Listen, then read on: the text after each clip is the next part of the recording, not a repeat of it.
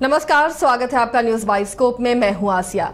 झारखंड विधानसभा के मॉनसून सत्र का आज से आगाज हो गया। हालांकि आज बहुत कुछ खास नहीं रहा सदन में, लेकिन अब जब सोमवार तक के लिए कार्रवाई को स्थगित किया गया है तो सोमवार का दिन सत्ता पक्ष के लिए बहुत आसान गुजरने वाला नहीं है, क्योंकि विपक्ष के पास कई बड़े मुद्दे हैं जिसे लेकर सरकार को घेरने की पूरी कोशिश में विपक्ष रहेगा, जिसमें एक घुसपैठ बड़ा मुद्दा है और संताल परगना के साथ ही जो सीमावर्ती इलाके हैं वहां पर ये मुद्दा बड़ा बनता हुआ इसलिए भी नजर आ रहा है कि इसे सांसद निशिकांत दुबे ने भी सदन में उठाया और बंगाल और झारखंड के और कई ऐसे जगहों को उन्होंने चिन्हित किया और बताया कि यहाँ की जो डेमोग्राफी बदल रही है, यहाँ पर लगातार जो हिंदुओं की संख्या कम हो रही है, उनका प्रतिशत घटता हुआ आदिवासियों का नजर आ रहा है, इसे सबको मिलाकर यूनियन टेरिटरी बना दिया जाए। अब इस पर राजनीति होना लाजमी है और जो सदन में मामला उठा है इस पर राज्य में भी अब प्रतिक्रियाएं आने शुरू हो गई हैं और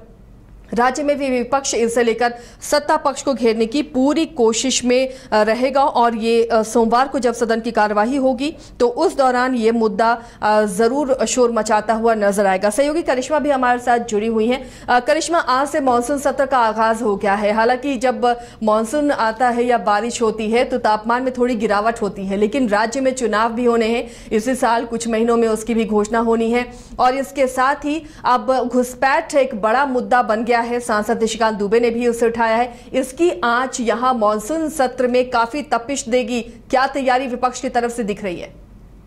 आसिया, झारखंड विधानसभा का मानसून सत्र का आगाज हो गया है। आज पहला दिन था। हालांकि आज शोक प्रस्ताव के बाद सदन की कार्यवाही को सोमवार तक स्थगित कर दिया गया है, लेकिन सोमवार को हंगामेदार सदन होने की आशंका जो है, संभावना जो है वो जताई जा रही है। देखिए, यहाँ पर बीजेपी के पास कई मुद्दे हैं। अगर बीजेपी की बात करेंगे तो बीजेपी लगातार बांग्लादेशी घुसपैठी के साथ साथ रोजगार और भ्रष्टाचार के मुद्दे को लेकर मुखर से अपनी बातों को रखती हुई नजर आ रही है। आज बीजेपी के कई जो विधायक है वो तख्ती लिए सीढ़ियों पर बैठे हुए थे और उनका कहना था कि राज्य सरकार ने जो वादा किया था वो वादे का क्या हुआ, क्या 3 महीने में सरकार सारे वादे को पूरा कर लेगी। देखिए, हाल ही के दिनों में हेमंत सोरेन ने कई अभ्यर्थियों के बीच नियुक्ति पत्र का वितरण किया था आसिया, और इस बीच भारतीय जनता पार्टी के विधायकों का कहना है कि नियुक्ति पत्र का वितरण तो जरूर हुआ था, लेकिन उसमें ज्यादा से ज्यादा जो अभ्यर्थी थे वो बाहरी थे, यानी कि अदर स्टेट के थे, जिसको लेकर बीजेपी का कहना है कि झारखंड को अलग राज्य बने लगभग 24 साल हो गए, लेकिन अब तक ना स्थानीय नीति है ना नियोजन नीति है।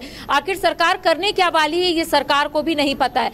इसके साथ बांग्लादेशी घुसपैठी को लेकर लगातार बीजेपी जो है वो राज्य सरकार पर हमलावर है। उनका कहना है कि संथाल परगना के 5 जिले जो है वहां पर बांग्लादेशी घुसपैठी जो है वो मौजूद है। इसके साथ उनका ये भी कहना है कि सरकार इनको संरक्षण कहीं ना कहीं दे रही है। उनका कहना है कि आदिवासियों की संख्या जो है लगातार घटती हुई नजर आ रही है और उनका ये भी कहना था कि हिंदुओं की भी जो संख्या है वो लगातार घटती हुई नजर आ रही है। अल्पसंख्यक की जो बढ़ोतरी हो रही है उनकी संख्या में, जिसको लेकर बीजेपी जो है लगातार सवाल उठा रही है। लेकिन अगर बीजेपी की बात करेंगे आसिया या फिर बात करेंगे सत्ता पक्ष की, तो दोनों हर एक मुद्दे को लेकर आमने सामने थे, लेकिन सत्ता पक्ष की ओर से तमाम सवालों का यहाँ पर जवाब दिया गया। सत्ता पक्ष के विधायकों का कहना है कि जो बॉर्डर का इलाका होता है उसमें केंद्र सरकार के अधीन आता है, तो केंद्र सरकार क्यों नहीं पहल कर रही है, राज्य सरकार इसमें कुछ नहीं कर सकती है। देखिए, आज इरफान अंसारी ने भी एक बड़ा बयान दिया। उनका कहना है कि अगर एक भी झारखंड में बांग्लादेशी घुसपैठी आ जाएंगे या फिर होंगे तो आने वाले समय में वो तमाम सवालों का जवाब देंगे। लेकिन उन्होंने कहीं ना कहीं यहाँ पर सरकार को चैलेंज किया है कि एक भी बांग्लादेशी घुसपैठी जो है वो झारखंड में नहीं आए हैं। इसके साथ अगर सभी हम सत्ता पक्ष के विधायकों की बात करेंगे तो सभी ने एक स्वर पर बोला कि जो बॉर्डर की सुरक्षा होती है वो केंद्र सरकार के अधीन होती है, गृह मंत्रालय को इस ओर पहल करनी चाहिए। अगर नहीं हो पा रहा है तो इस्तीफा की भी मांग यहाँ पर बन्ना गुप्ता ने की है, अमित शाह की। तो कह सकते हैं कि आज का भी जो सदन है वो काफी हंगामेदार रहा था। बाहर बीजेपी हो या फिर कह सकते हैं आजसू लगातार सरकार पर हमलावर थे। देखिए, यहाँ पर घुसपैठी का जो मुद्दा है वो लगातार भारतीय जनता पार्टी उठाती हुई नजर आ रही है और ऐसे में देखिए संसद का भी जो मानसून सत्र है वो चल रहा है और सांसद निशिकांत दुबे ने भी बांग्लादेशी घुसपैठियों को लेकर कहीं ना कहीं अपनी बात को रखा है। इसके साथ ही उनका यही कहना था कि संथाल के कई इलाके, इसके साथ बिहार के सीमावर्ती जिले और वेस्ट बंगाल में केंद्र शासित प्रदेश की मांग उन्होंने की है, जिसको लेकर आज तमाम जो सत्ता पक्ष के विधायक थे, उनका कहना था कि निशिकांत दुबे तो कुछ भी बोलते हैं, आप लोग उनकी बात को ज्यादा नहीं सुने। लेकिन तो बात सिर्फ निशिकांत दुबे की नहीं है करिश्मा, वाकई देखिए अब चुनावी मौसम भी है मानसून सत्र के साथ राज्य में, तो ऐसे में जितने भी बीजेपी के बड़े नेता पहुंच रहे हैं, वो हिमंता बिश्व शर्मा हो जो लगातार झारखंड के दौरे पर रह रहे हैं इन दिनों, अमित शाह भी पहुंचे, तो ये एक बड़ा मुद्दा उनके हाथ लगा है और इस मुद्दे के सहारे वो झारखंड की वैतरणी को पार लगाने की कोशिश करेंगे इस चुनाव में। इसका किस तरीके से अब सत्ता पक्ष के पास या इंडिया गठबंधन के पास जवाब होगा, ये देखना काफी दिलचस्प होगा। जी आसिया, लोकसभा चुनाव में जो परिणाम सामने आया, जिसमें 5 ट्राइबल सीट बीजेपी ने लूज कर दिया, उसके बाद बीजेपी कहीं ना कहीं एक्टिव मोड में नजर आ रही है और एक मुद्दे जरूर बीजेपी के हाथ लगे हैं, वो है बांग्लादेशी घुसपैठी। और बीजेपी चाहती है कि ये विधानसभा चुनाव तक बीजेपी इसी मुद्दे को लेकर आगे बढ़े। देखिए हिमंता बिश्व शर्मा जो असम के मुख्यमंत्री है, वो राजधानी रांची आते हैं, बांग्लादेशी घुसपैठियों को लेकर वो अपना बयान देते हैं और उनका कहना होता है कि सरकार संरक्षण दे रही है, अगर सरकार चाहती तो कंट्रोल कर सकती थी। लेकिन अगर हम बात करेंगे बीजेपी के दिग्गज नेताओं की, आज बाबूलाल मरांडी ने भी खुलकर कहा है कि बांग्लादेशी घुसपैठियों को संरक्षण सरकार इसलिए भी दे रही है क्योंकि सरकार को पता है कि आने वाले समय में सरकार को इससे फायदा होगा। लेकिन अगर हम दूसरी ओर बात करेंगे सत्ता पक्ष के विधायकों की, तो उनका कहना है कि बीजेपी सिर्फ बरगलाने का काम कर रही है।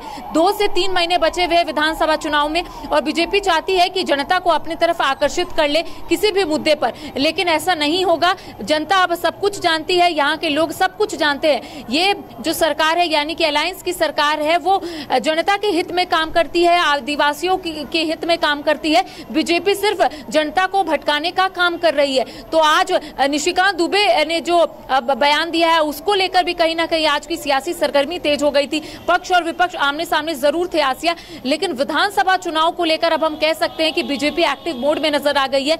बीजेपी बांग्लादेशी घुसपैठियों को लेकर अब कहीं ना कहीं हमलावर है, राज्य सरकार से लगातार सवाल पूछ रही है। लेकिन इस बार भी सत्ता पक्ष के विधायकों ने कमर कस ली है कि बेबाक तरीके से सारे सवालों का जवाब देना है और यही वजह है कि सभी विधायक एक ही सुर में सिर्फ यही बोलते हुए नजर आ रहे थे कि बॉर्डर की सुरक्षा केंद्र सरकार के अधीन है। तो आखिर राज्य सरकार इसमें क्या करेगी? राज्य सरकार को जो काम करना है, राज्य सरकार वो काम कर रहा है और आने वाले समय में यहाँ के लोगों को फायदा मिलेगा। लेकिन देखिए लोकसभा चुनाव में जिस तरीके से बीजेपी ने 5 ट्राइबल सीट को लूज किया है आसिया, उसके बाद से ही बीजेपी कहीं ना कहीं एक्शन मोड के साथ साथ बीजेपी कई मुद्दों को लेकर हमलावर है। देखिए नियुक्ति का जो मामला था उसको भी लेकर बीजेपी ने अपनी बात को रखा है। उनका कहना है कि बाहरियों को यहाँ पर ये माना जाए कि जो विधानसभा का ये सत्र मानसून सत्र चल रहा है, इन सत्र में वो तमाम मुद्दे उठेंगे बीजेपी एनडीए की तरफ से जो चुनावी मुद्दे होंगे। जी जाहिर तौर पर आसिया, क्योंकि देखिए ये सरकार का ये आखिरी सत्र है यानी कि मानसून सत्र है और ऐसे में बीजेपी की ओर से भी कोशिश की जाएगी कि सरकार ने जो काम अभी नहीं किए हैं, जो वादे सरकार ने किया था, वो वादे कितने पूरे हुए हैं और कितने पूरे नहीं हुए हैं, इसका बीजेपी कहीं ना कहीं खाका पहले से तैयार कर रखी थी। और ऐसे में जितने भी विधायक है आज बीजेपी के, उन्होंने एक सुर में सिर्फ यही कहा कि वादे का क्या हुआ, 5 लाख नौकरियों का क्या हुआ, बेरोजगारी भत्ता का क्या हुआ, भ्रष्टाचार से लिप्त है ये सरकार, बांग्लादेशी घुसपैठियों को संरक्षण दे रही है सरकार। आखिर ये सरकार क्या करना चाहती है ये किसी को भी नहीं पता है। इसके साथ ही बीजेपी के विधायकों का ये भी कहना था कि बाहरियों को यहाँ पर एंट्री देती है और ये कहती है कि हम आदिवासी मूलवासी की सरकार है। तो आखिर सरकार करना क्या चाहती है? देखिए भानु प्रताप शाही ने एक बयान दिया था कि हेमंत सोरेन को लेकर, जिसको लेकर आज सत्ता पक्ष के विधायक कहीं ना कहीं बीजेपी पर हमलावर थे। भानु प्रताप शाही ने कहा कि गट्टा पकड़कर हेमंत सोरेन को गद्दी से उतारेंगे। इसको लेकर कहीं ना कहीं सत्ता पक्ष के विधायक जो है वो काफी भड़के हुए थे और उनका कहना था कि भारतीय जनता पार्टी अब इस तरीके का शब्द का प्रयोग कर रही है, ये सही नहीं है। एक आदिवासी नेता काम कर रहा है, एक आदिवासी मुख्यमंत्री काम कर रहा है, लेकिन ये लोग काम करने नहीं देना चाहते। देखिए रिपोर्ट कार्ड सत्ता पक्ष के विधायकों ने भी तैयार कर रखा है, क्योंकि आज हमने कई सत्ता पक्ष के विधायकों की से बात की थी, तो उनका कहना था कि सरकार ने जो वादा किया था, सरकार वादा पूरा कर रही है। 2 साल कोविड में चला गया और सरकार के पास जो अभी 2.5 साल का बचा था और भी उनका कहना है कि 3 महीने और बचे हुए हैं, तो सरकार ने रूपरेखा तैयार कर रखा है कि सरकार को क्या क्या काम करना है। लेकिन देखिए अब कहीं ना कहीं ये चुनावी मुद्दा बनता हुआ जा रहा है आसिया, क्योंकि अब 3 महीने बचे हुए हैं। बीजेपी को भी ये दिखाना है कि आखिर ये सरकार ने क्या काम किया और क्या काम नहीं किया है, और सत्ता पक्ष के विधायकों को यानी कि अलायंस की सरकार को भी ये दिखाना है कि आखिर सरकार ने जो वादा किया था उसको किस तरीके से पूरा कर रही है। तो देखिए विधानसभा चुनाव तो आसिया कुछ इसी तरीके से नजारा जो है वो देखने को मिलेगा। लेकिन मानसून सत्र इस बार काफी हंगामेदार होने वाला है, क्योंकि बीजेपी 3 मुद्दे को लेकर अब सरकार को घेरेगी, भ्रष्टाचार, रोजगार और इसके साथ बांग्लादेशी घुसपैठी। तो कह सकते हैं कि अब सोमवार जब अनुपूरक बजट पेश होगा उसके बाद तमाम जो विधायक मीडिया से मुखातिब होंगे वो किस तरीके से बात करेंगे, क्योंकि हमेशा ऐसा देखने को मिलता है कि जब अनुपूरक बजट या फिर बजट पेश होता है उसके बाद बीजेपी जो है उस पर भी सवाल खड़े करती है कि जो पिछले बार की राशि है उसे खर्च सरकार नहीं कर पाई तो इस बार क्या करेगी। तो देखने वाली बात होगी आसिया कि सोमवार को किस तरीके से तमाम जो विधायक अपनी बातों को रखते हैं, बीजेपी हो या फिर कांग्रेस, आरजेडी हो या फिर झारखंड मुक्ति मोर्चा, किस तरीके से तमाम मामलों को लेकर मीडिया के समक्ष अपनी बात को अच्छे तरीके से रखती है, ये देखने वाली बात होगी। चलिए करिश्मा, शुक्रिया इस तमाम जानकारी के लिए। तो अब विधानसभा में के मानसून सत्र में वो तमाम मुद्दे उठाए जाएंगे विपक्ष की तरफ से जो उनका चुनावी मुद्दा भी होगा, और सत्ता पक्ष को इन तमाम मुद्दों के जवाब भी ढूंढने पड़ेंगे, क्योंकि चुनाव में इन्हीं सब बड़े मुद्दों के साथ विपक्ष मौजूदा सरकार को घेरने की कोशिश करेगी। और अब सरकार किस तरह अपनी जो तमाम खामियां हैं या जिन मुद्दों को अब विपक्ष उठाएगा उन खामियों को कैसे पाट पाती है, ये भी देखना दिलचस्प हो। कमाल करते हो जी, बच्चे घूमने की इतनी जिद कर रहे हैं और तुम हो कि तुम्हें फुर्सत ही नहीं मिल रही। अब इतनी गर्मी में जाए तो जाए कहाँ? इस गर्मी में मस्ती और फन का आ गया है परफेक्ट डेस्टिनेशन, वाइल्ड वादी, जहाँ है water park, bird park, flower park, trampoline park, amusement park, 250 feet लंबा, जिप लाइन और क्रिकेट स्टिमुलेशन का खूबसूरत नजारा। वाइल्ड वादी, 10 माइल चौक, रांची। वाइल्ड वादी यानी अनलिमिटेड फन और अनलिमिटेड मस्ती।